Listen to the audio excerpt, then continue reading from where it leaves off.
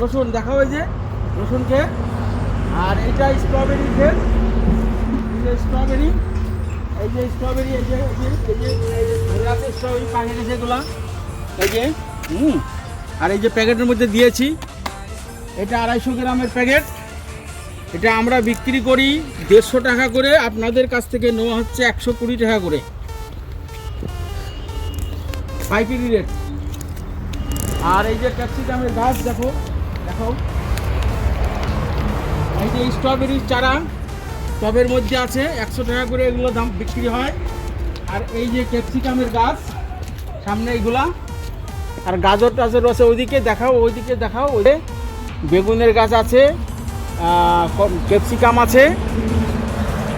চলো।